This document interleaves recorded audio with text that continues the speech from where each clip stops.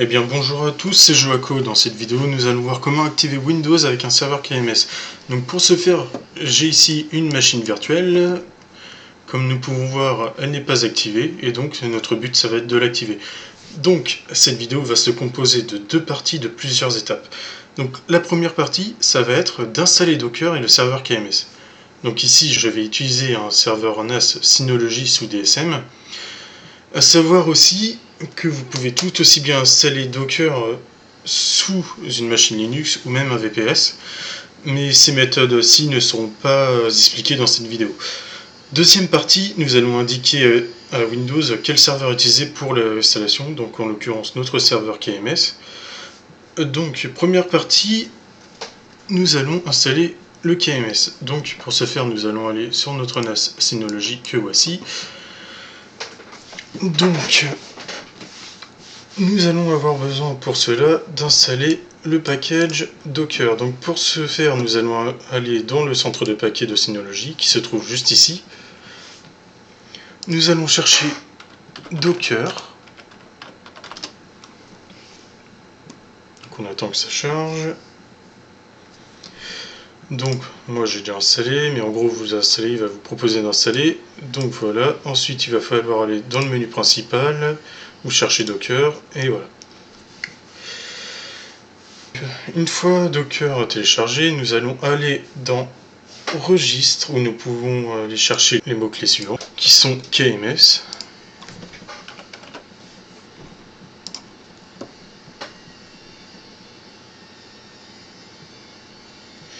Donc nous allons prendre le premier conteneur, ou la première image comme vous voulez, donc on va double-cliquer dessus.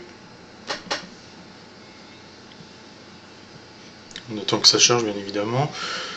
Ensuite, choisir l'identification, donc on choisit la test, ce qui veut dire en français qu'en gros c'est la toute dernière version. Donc on fait sélectionner, mais moi j'ai déjà téléchargé. Donc pour ce faire ensuite, nous allons aller dans Images, nous allons chercher notre image qui est ici, nous allons double-cliquer dessus. Donc comme nous pouvons voir ici, nous avons le nom du conteneur que vous pouvez modifier si vous voulez. Et nous, ce qui va nous intéresser, ça va être dans Paramètres avancés. Donc on va s'y rendre, on va aller ensuite dans Paramètres des ports pour configurer le port du serveur KMS. Donc nous avons port auto, ce qui va faire que ça va se générer un port aléatoirement. Et nous, ce que nous voulons, c'est prendre ce port-là, c'est 1688.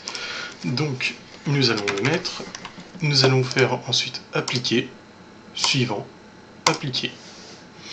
Donc là, moi j'ai déjà ma machine, mon conteneur Docker d'activer, vu que j'en ai déjà une.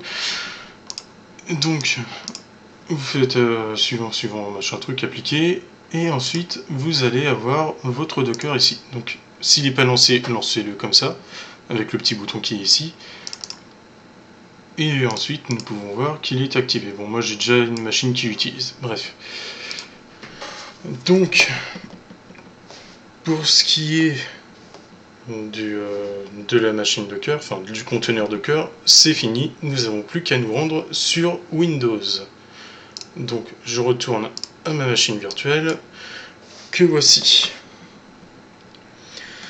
Donc là nous sommes à la deuxième partie, et ça va être très simple maintenant, c'est hyper rapide, hein. Vous faites Windows R ou même Windows comme ça, vous cherchez CMD, on va le lancer en administrateur. Bien sûr, cette machine virtuelle est hyper lente. Voilà. Bon, j'ai lancé deux fois, c'est pas grave. Et ensuite, nous allons taper ces quelques commandes, pardon.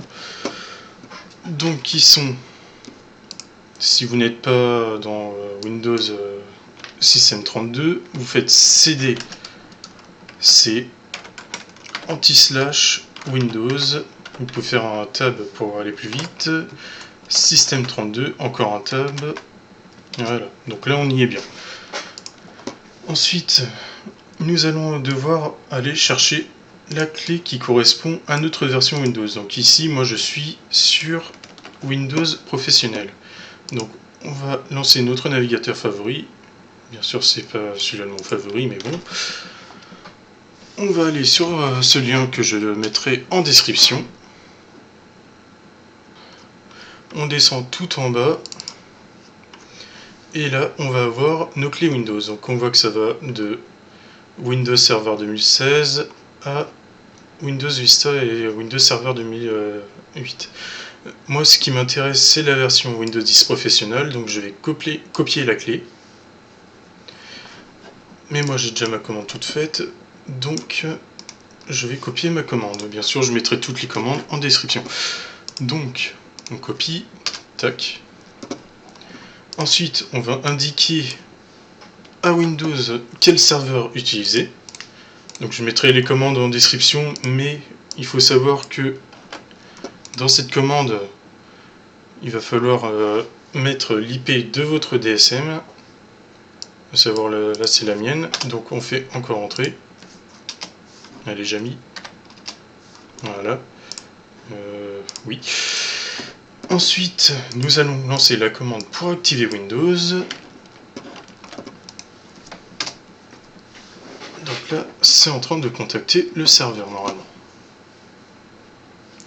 Là, on attend que ça active et s'il y a une erreur, il suffira juste d'aller dans les paramètres pour cliquer sur activer. Donc là, on attend.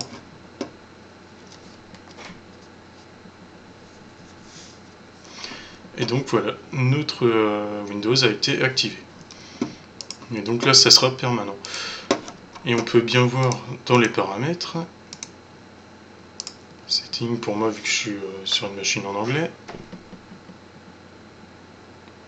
système et about. On va faire panneau de configuration. S'il apparaît pas ici, c'est que c'est normalement activé. Mais du coup, si vous voulez être sûr, vous allez dans Système, dans le panneau de configuration.